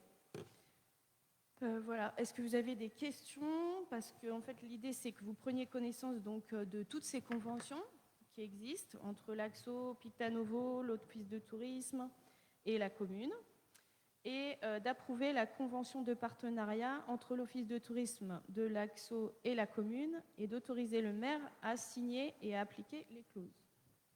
Alors, est-ce que vous avez des questions ? Est-ce que j'étais assez claire, Sylvie ? Frédéric. Un complément de Jean-Michel, une question de Sylvie. J'aurais aussi un complément sur le fait que, bien sûr, on reste quand même maître de l'utilisation de notre territoire, mais je le redirai tout à l'heure. Peut-être juste un complément initial. Oui, en complément de ce qu'a très bien résumé Estelle, il y a une grille tarifaire qui va être mise en place et qui vous est proposée en annexe dans tous ces documents, qui correspond à la tarification des agents qu'on pourrait mettre à disposition ou du matériel qu'on pourrait mettre à disposition, des différents arrêtés qu'on serait amené aussi à mettre en place pour pouvoir faciliter le tournage soit d'un film ou d'un clip. Donc voilà, je vous laisse après apprécier et lire cette annexe. Il y a toute une grille que nous avons mis en place, une grille qui a déjà été appliquée dans d'autres communes. On a essayé un petit peu, nous, de se rapprocher de celle-ci pour créer notre propre grille tarifaire. Exactement. Sylvie. Est-ce que la carrière de la danse est accessible au public, je veux dire, enfin, Alors, je pensais qu'elle était inaccessible. Alors, c'est toujours subtil et ça me donne l'occasion de rappeler brièvement, comment fonctionne le secteur du cinéma. Il y a des engouements immédiats et des emballements qu'il nous faut éviter. C'est-à-dire qu'on est régulièrement contacté par une profession qui s'appelle les repéreurs. C'est des personnes qui découvrent des lieux et qui nous disent immédiatement qu'ils n'ont jamais rien vu d'aussi beau. Et qui veulent tout visiter, qui nous font passer beaucoup de temps pour ouvrir tous les sites et qui après nous disent qu'ils vont évidemment convaincre des réalisateurs de venir immédiatement faire les films les plus importants de l'année à Saint-Leu, Et puis après, on n'entend plus parler de rien. Voilà, donc j'ai un peu caricaturé, mais à peine. D'où l'intérêt que ce soit l'AXO qui filtre les premières demandes. D'où l'intérêt qu'on ait les outils juridiques pour dire, nous, on a des principes, et si on est d'accord sur le principe, il faut quand même passer par la tarification, parce que l'un de ces principes, c'est de dire que la mise à disposition des espaces se paye. Donc il y a effectivement, comme l'a bien dit Jean-Michel, la mise à disposition du personnel éventuel, mais aussi le principe de limiter l'accès aux habitants à certaines rues, et dans ce cas-là, ça se paye aussi. Le principe également de devoir poser certaines contraintes à la vie collective. Donc ça se paye, c'est le premier critère. Le deuxième, c'est est-ce que l'image de la ville est convenablement reproduite, puisqu'évidemment, on doit quand même avoir communication du thème du tournage. Et ça, on le regarde, même si ça commence par l'AXO, il faut que ça termine par nous. Et puis, troisièmement, est-ce qu'on sait faire techniquement l'ouverture? Et c'est là où j'en viens à ta question. Donc, pour répondre, oui, les carrières peuvent être envisagées, mais avec une très, très grosse vérification des assurances. Et c'est en fait la même chose pour la sucrerie que pour la carrière des dents. C'est qu'en théorie, ce ne sont pas des établissements recevant du public. Donc, on veut être sûr de bien cadrer à l'avance ce qui peut être fait, parce que là aussi, un grand classique, c'est le tournage, puisqu'il y en a déjà eu des petits depuis 1 an ici. Le tournage où, au dernier moment, on nous dit « Ah bah tiens, j'aimerais aussi faire ceci et cela ». Et ça, il faut qu'on lutte, parce qu'autrement, on ne s'en sortira pas. Donc, ça a été le cas pour un tournage récemment dans la carrière des danses, qui n'était pas supposé être dedans, justement, et qui n'a pas été dedans, parce qu'on a refusé d'aller plus loin que ce qu'on avait convenu par une convention, et qui était uniquement l'extérieur. Voilà. Donc si, par contre, à l'avance, on se dit que la carrière des danses peut-être faire fonction, ce sera sur la base d'une vraie réunion de travail de sécurité qui dissipera toutes nos inquiétudes. Donc voilà, c'est pour ça que tous ces outils, notamment les conventions type, permettront bien sûr à la profession des tournages, je dirais, dans son ensemble, de voir qu'elle est la bienvenue, mais avec certaines conditions de rigueur. En fait. Est-ce qu'il y a d'autres précisions ou questions? Je n'en vois pas. Donc, y a-t-il des votes contre? C'est le lancement de cette politique de tournage. Des abstentions? Je vous remercie. Pour le 14, on peut revenir à Jean-Michel, c'est ça? Merci. Course d'orientation, Nuit de l'Effroi. Cette manifestation aura lieu le 31 octobre sur la base de loisirs. Et nous souhaitons mettre à jour les tarifs de cette course. Oui, enfin, inscription. Les inscriptions seront ouvertes à partir de septembre et pourront courir fin septembre et pourront courir jusqu'au jour de la manifestation. Elles peuvent être effectuées auprès du pôle culture, auprès du pôle éducation, jeunesse et sport, et via une plateforme qui s'en sera dédiée. Nous proposons pour cette course un tarif simple, un tarif résident Saint-Leu AXO qui sera de 8 €, un tarif extérieur de 12 €, mais nous souhaitons également créer un pack complet, ça veut dire entrée plus une lampe gravée Nuit de l'Effroi à la ville de Saint-Leu-d'Estran. Pour les résidents de Saint-Leu et l'AXO, ça sera un tarif de 18 €. Pour les résidents extérieurs, à une tarification de 22 €. Nous proposons aussi une vente personnalisée à l'unité sur site au tarif de 12 €. Le Conseil est appelé à en délibérer. Merci Jean-Michel. Des questions, des oppositions, des abstentions? Je vous remercie. Pour le point 15, je vais le rapporter en votre nom à tous, puisque ça a été une interrogation intéressante des différents élus de s'accorder sur le nom d'une nouvelle rue dans le cadre du projet Jean Massé. Il y a un intérêt à rappeler que la nouvelle rue qui va descendre de la départementale vers l'impasse du chemin de fer garde une connotation scolaire, puisque le quartier entoure l'école Jean Massé, l'école maternelle Jean Massé. Donc nous proposons, il vous est proposé, mais il nous est proposé de confirmer notre choix commun de la dénomination rue des Écoliers pour cette nouvelle voie. Et je rappelle que c'est bien une boucle, puisque en descendant la rue des Écoliers, on n'aura que le choix de tourner à gauche dans l'impasse du chemin, l'impasse du chemin de fer, oui, c'est bien ça, mais qui ne sera plus une impasse demain, puisqu'on pourra remonter vers la départementale. Donc le calme de l'impasse du chemin de fer au niveau des riverains et de l'arrivée sur le passage à niveau sera absolument préservé à la fin du chantier. Pendant le chantier, il y a clairement une arrivée de véhicules par l'impasse du chemin de fer et ces véhicules ressortiront par la départementale dans le cadre d'un aménagement de sécurité qui est en train d'être terminé, finalisé. Voilà. Est-ce qu'il y a des remarques sur cette dénomination? Des votes contre, des abstentions? Je vous remercie. Sébastien Roth pour le point suivant. Donc le point suivant, c'est par rapport au projet intercommunal de chemin de halage et de la voie douce. Il y a, donc pour être plus précis, derrière le terrain, derrière la flottille, un bout de terrain qui est... Alors il y a le chemin de halage, mais il y a aussi une partie du terrain qui appartenait à monsieur et madame Verrier. Donc l'objectif, c'est de remettre dans le domaine communal les deux terrains. Donc en fait, il y a deux parcelles. Il y a la A402 qui est une parcelle qui appartient à M. Verrier. Donc on vous propose de racheter au prix de 7 € du mètre carré. Et comme on en a 402 mètres carrés, ça fait 2814 €. Et la A403, qui elle est déjà le chemin de halage, donc, mais qui leur appartenait. Là, on propose de la réintégrer au domaine public pour l'euro symbolique. Voilà. Donc l'idée, c'est de racheter ces deux parcelles, d'autoriser, bien sûr, d'en accepter après l'entretien et de pouvoir, de l'entretenir. C'est de mettre à notre charge les frais de géomètre qui permettent de remettre le bornage correctement pour un tarif de 999,77 €.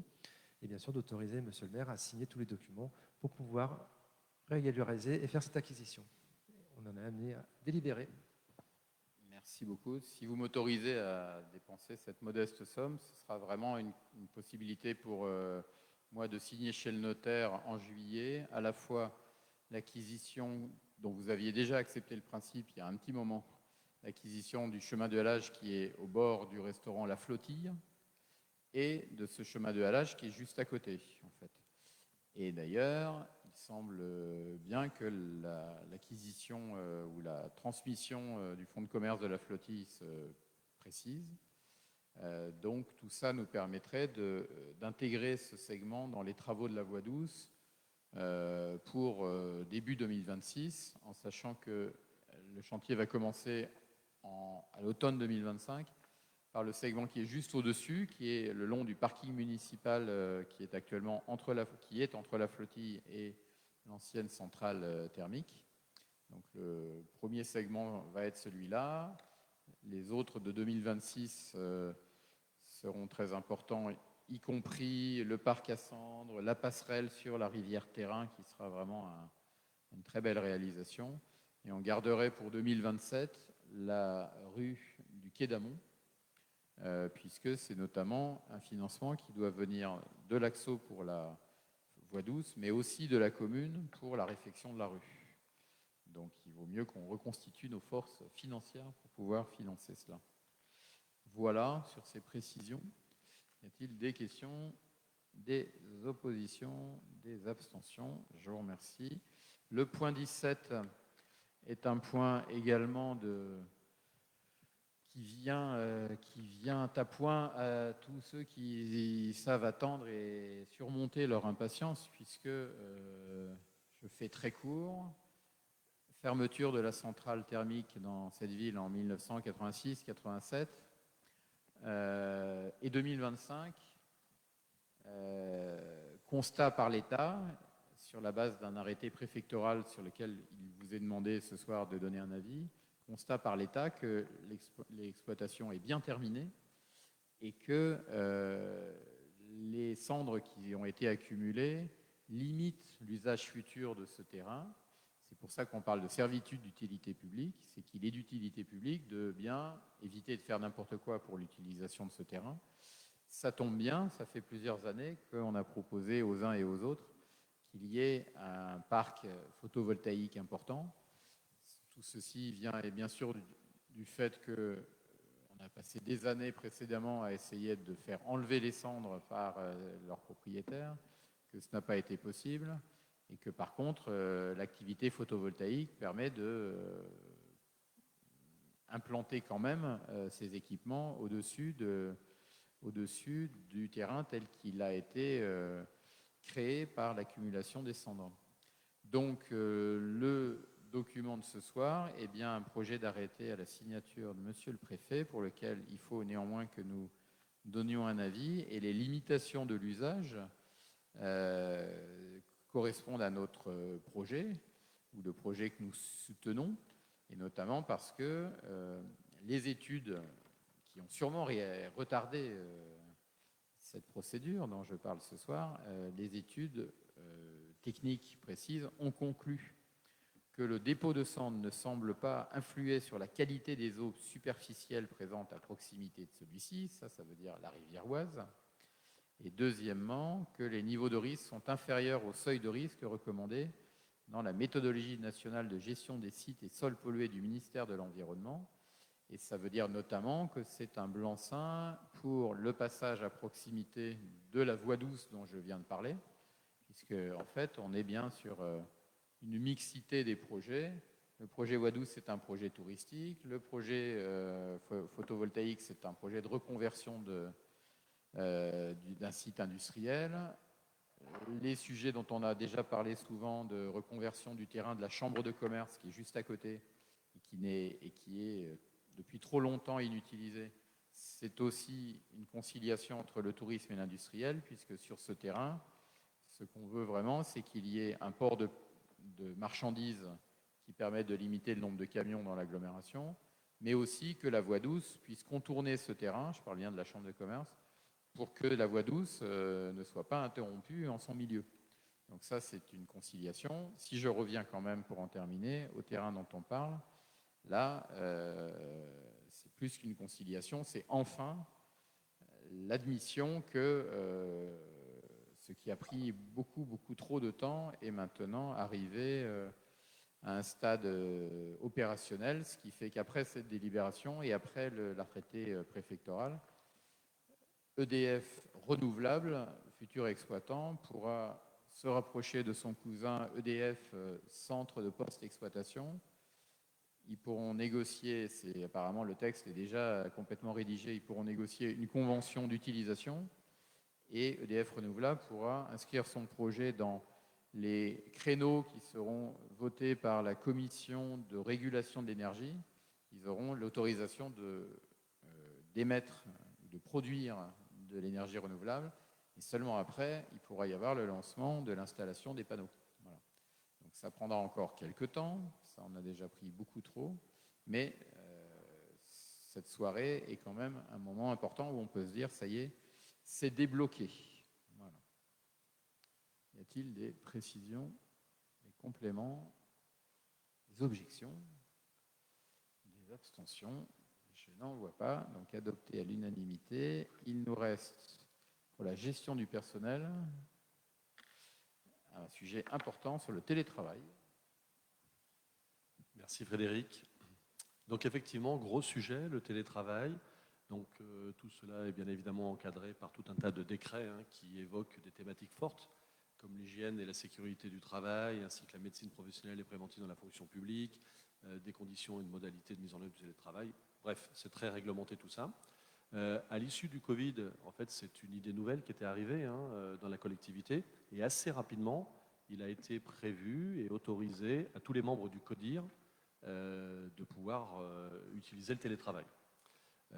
Derrière, il y a eu des discussions avec les représentants du personnel en CST, et après plusieurs ateliers de travail, il a pu arriver un projet, qui est celui que je vais vous présenter, qui permet donc d'autoriser le télétravail aux agents de la collectivité, dont la tâche le permet, bien évidemment.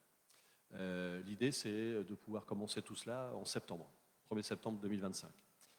À savoir que, bien évidemment, il y a eu un avis favorable du projet que je vais vous présenter, du CST, donc du Comité social territorial, le 17 juin 2025. Donc l'autorisation de télétravail, elle peut prévoir l'attribution de jours de télétravail fixes au cours de la semaine ou du mois, ainsi que l'attribution d'un volume de jours flottants de télétravail par semaine, par mois ou par an. C'est ce qu'on a choisi, les jours flottants. L'employeur, bien évidemment, met à disposition les moyens et les outils, ainsi que la maintenance de ceux-ci tout au long de l'activité de télétravail. Le télétravail est donc envisageable à partir du moment où les missions le permettent et que les activités sont techniquement réalisables à distance. Donc il y a tout un travail qui a été fait pour définir quels étaient les postes qui étaient télétravaillables.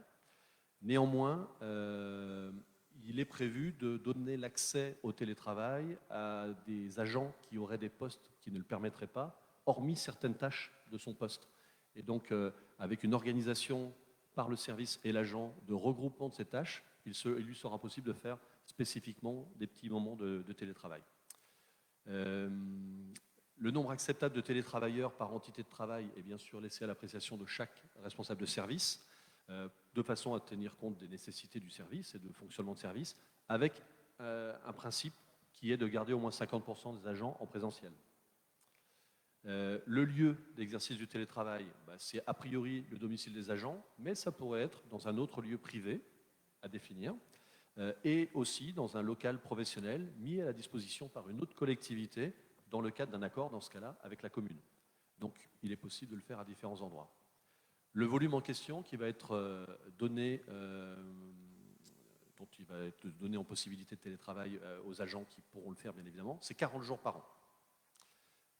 Et ça correspond à pas plus d'un jour flottant de télétravail par semaine. Ça pourra éventuellement être réalisé en demi-journée. Et ce volume de 40 jours, il va être bien évidemment calculé au prorata de deux choses. Un, le temps de travail de l'agent. Et puis deux, le temps de travail sur l'année qu'il a pu faire. S'il est rentré en cours d'année, bien évidemment, il ne pourra pas bénéficier des 40 jours, ce sera proratisé. Il sera possible donc de recourir aussi au télétravail de façon très très ponctuelle pour réaliser des tâches déterminées. Voilà. Qu'est-ce que je peux vous dire d'autre? La durée d'autorisation pour l'agent, ce sera d'1 an maximum et en revanche, ce sera renouvelable. Lorsque l'agent fera sa demande, il devra avoir une réponse dans un délai d'1 mois. Et pour le recours au télétravail régulier, un arrêté individuel sera établi, bien évidemment, par les RH. L'agent donnera fera ses demandes sur un logiciel pour définir quel jour il souhaite télétravailler et il devra respecter un délai de prévenance d'au moins 7 jours. Le responsable hiérarchique pourra refuser, bien évidemment, encore une fois, dans l'intérêt du service. Lorsque le télétravail sera organisé chez le salarié ou dans un lieu privé, dans ce cas-là, l'agent devra aussi fournir une attestation de conformité des installations aux spécifications techniques et il devra fournir une attestation de l'assurance qui permettra de préciser qu'elle couvre bien l'exercice du télétravail sur le lieu choisi par l'agent. Ce n'est pas anodin, il y a des petits accompagnements quand même derrière tout ça. Bien évidemment, le télétravail s'effectue sur les mêmes horaires que ceux réalisés au sein de la collectivité. On ne bosse pas de 14h à 22h, on bosse bien sur les horaires habituels.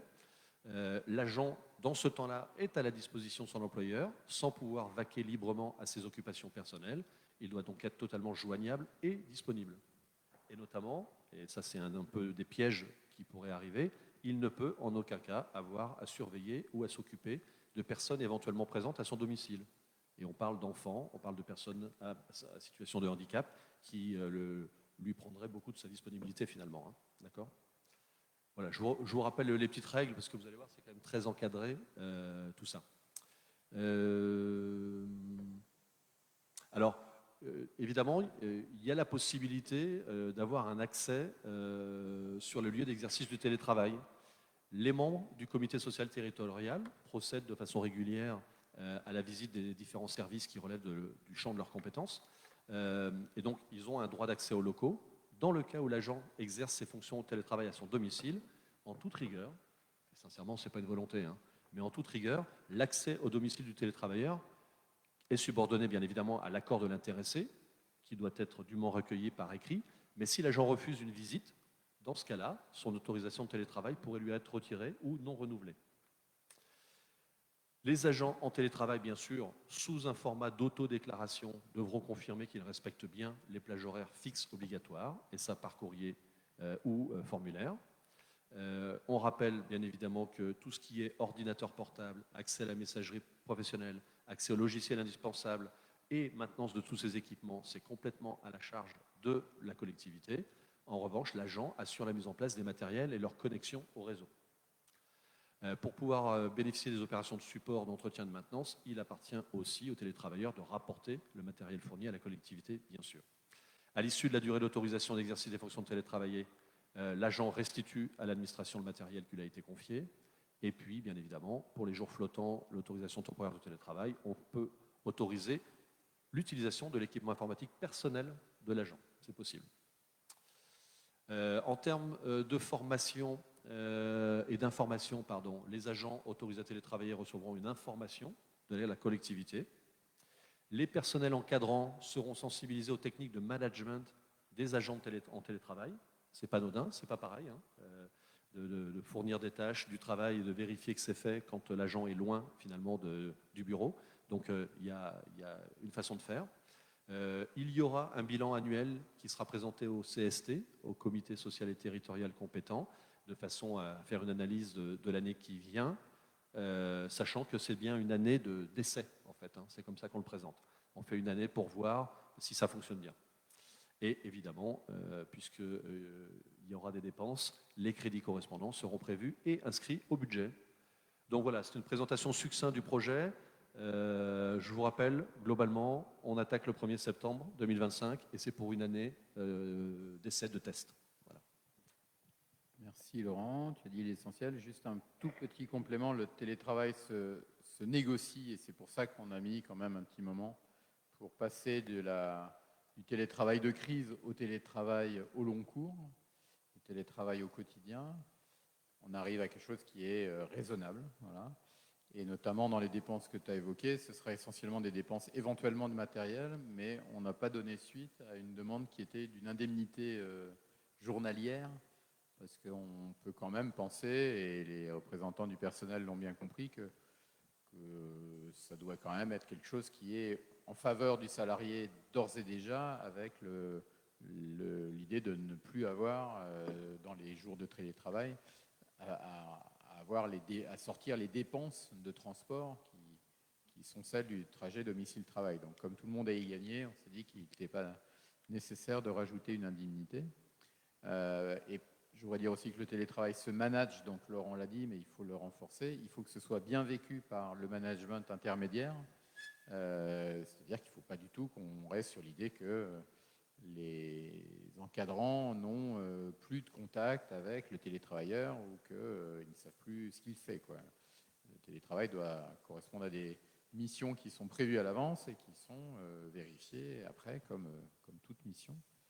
Voilà. Et toute dernière chose qui fait référence au premier point sur la canicule et le dérèglement climatique.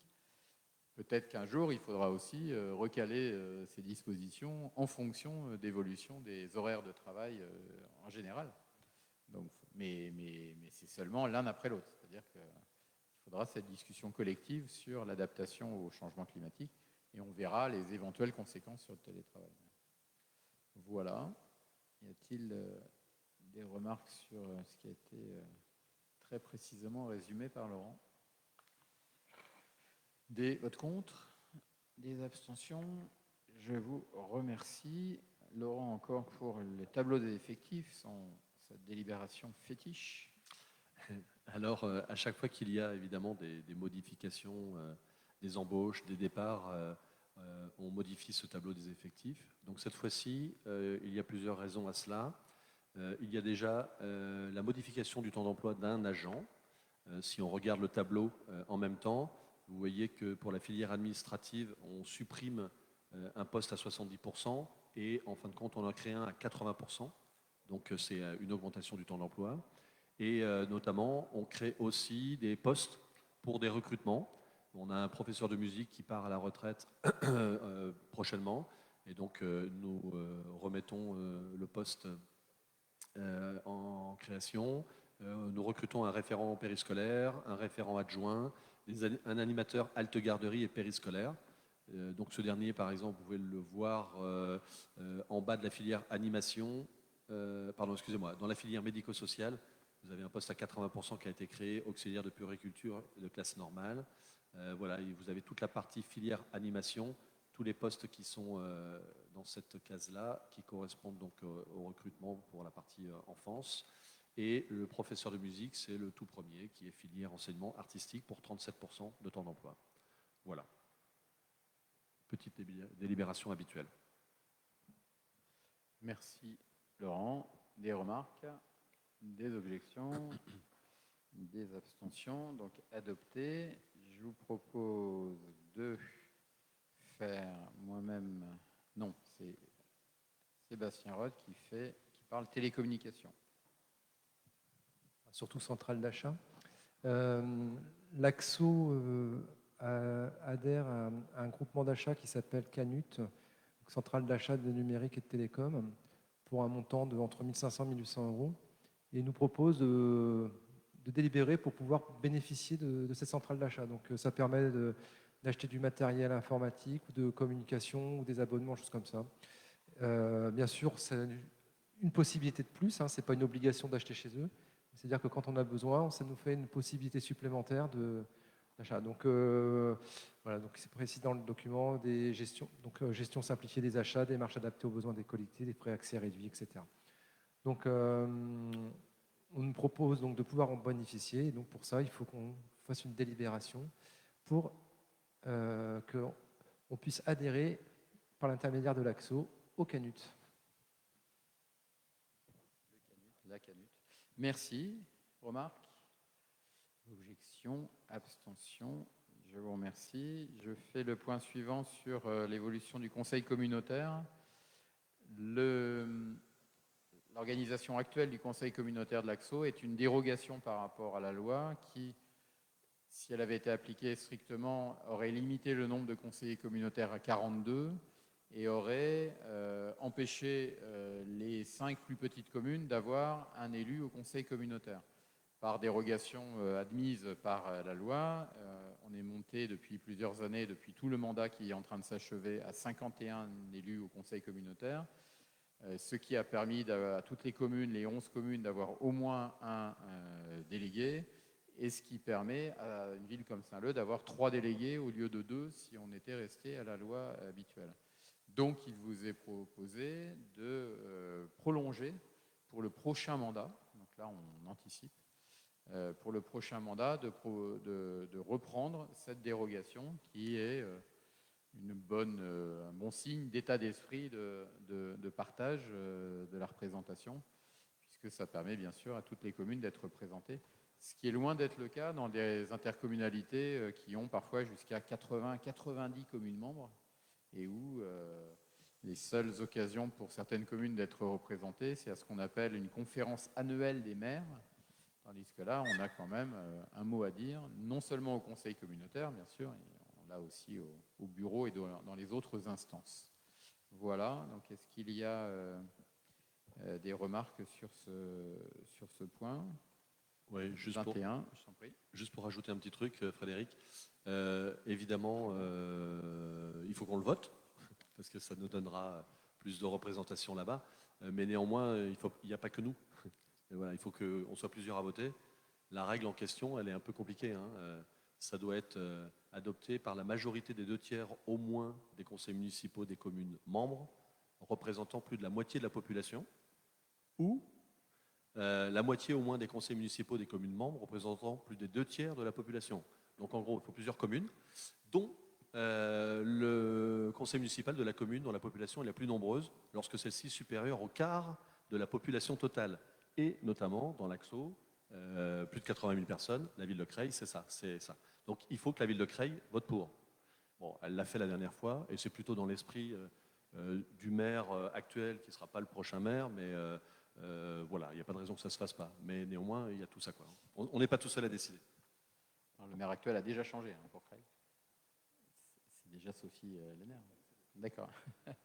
Mais ta remarque reste vraie et cette idée de double majorité qualifiée, il faut toujours la réexpliquer puisque c'est celle qui avait présidé aussi au vote qu'on avait évoqué d'une éventuelle entrée de Monchy-Saint-Éloi dans l'Axo. J'en profite d'ailleurs pour vous informer que ça a été retardé par la volonté du préfet puisque l'Axo s'était prononcé pour, y compris nous, mais une commission départementale de coopération intercommunale qui est formée de pas mal de communes a plutôt dit non. Et donc, le préfet a repoussé pour l'instant ce transfert, ce mercato de Monchy-Saint-Éloi vers l'Axo. Voilà. Y a-t-il des remarques sur ce point 21 ? Des votes contre, des abstentions. Je vous remercie. Et le dernier point est pour Sébastien Roth sur un sujet lié à l'ADTO-SAO, dont il va nous rappeler ce que c'est. Donc, société publique locale d'aménagement, qui donc est à la fois un conseiller, mais qui peut être aussi, comme on l'a eu, maîtrise d'ouvrage, donc assistant maîtrise d'ouvrage. Donc, on est adhérent pour le montant de 4 700 € par an, soit 1 € par habitant. On a déjà fait appel plusieurs fois, dont le dernier gros projet qui est la maison de la petite enfance. On a eu un gros aide de leur part. Tout régulièrement, la Chambre régionale, donc on a eu le rapport de la Chambre régionale des comptes qui a réalisé un audit donc, sur l'exercice 2018 à 2023 de la ADTO-SAO. Et donc, en résumé, la Chambre des comptes dit que les comptes sont sains, mais qu'elle fait 5 recommandations. C'est de réunir plus fréquemment le conseil d'administration et l'assemblée spéciale des actionnaires, d'inscrire dans les conventions de mandat des modalités précises de compte-rendu et de suivi technique, administratif et financier des opérations, de soumettre au conseil d'administration avant la fin 2025 un plan d'affaires sur 3 ans et d'assurer un suivi d'actualisation dans la durée, de présenter au conseil d'administration, à l'appui des états financiers de l'exercice clos, une analyse exhaustive de l'évolution financière de la société sur la base d'indicateurs adaptés à son activité et à un budget prévisionnel qui leur aurait été préalablement soumis. Voilà. Et enfin, de présenter au conseil d'administration dans les 12 mois une étude approfondie de l'équilibre financier global des opérations à fixer à un niveau de tarif pertinent. En gros, si on regarde bien, ça pourrait amener à une augmentation des prix un jour ou l'autre. Voilà. Donc voilà ce que donne le rapport de l'ADT-SAO. Et donc nous, on doit prendre acte par un vote qu'on a, comme vous l'avez tous fait, bien lu dans le détail, ce rapport. Merci beaucoup, Sébastien. C'était important que tu regardais, et les services aussi, le contenu de cette recommandation. Est-ce qu'il y a des compléments, des remarques, des objections, des abstentions ? Nous en arrivons au terme de cet ordre du jour. Y a-t-il des questions diverses de la part des conseillers en présentiel ?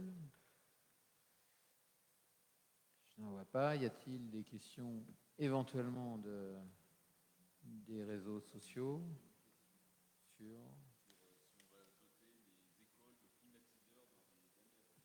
Alors, c'est le débat de tout à l'heure et c'est pour ça qu'il faut qu'on y retravaille. Il serait facile de dire oui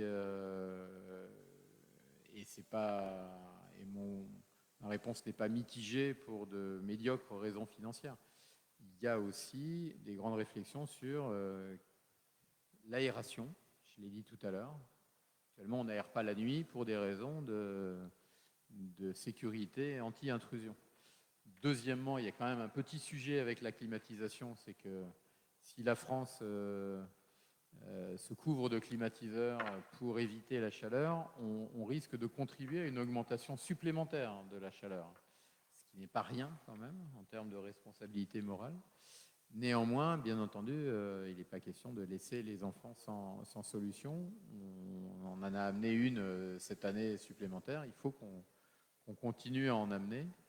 C'est pour ça qu'il faut vraiment qu'on s'attelle dès la rentrée à un plan d'adaptation au changement climatique à notre échelle. Voilà. Comme le colibri, faisons déjà ce que nous pouvons faire. Merci en tout cas pour la question. J'en profite pour remercier donc tous les élus qui ont pu travailler à l'élaboration de cet ordre du jour qui est le dernier de l'année scolaire. Remercier les services parce que toutes ces délibérations, c'était souvent des sujets datant de plusieurs années qu'il a fallu peaufiner, retravailler. Vous souhaitez de bonnes vacances en sachant qu'il nous faut rester vigilants et solidaires pour les raisons qui viennent d'être évoquées.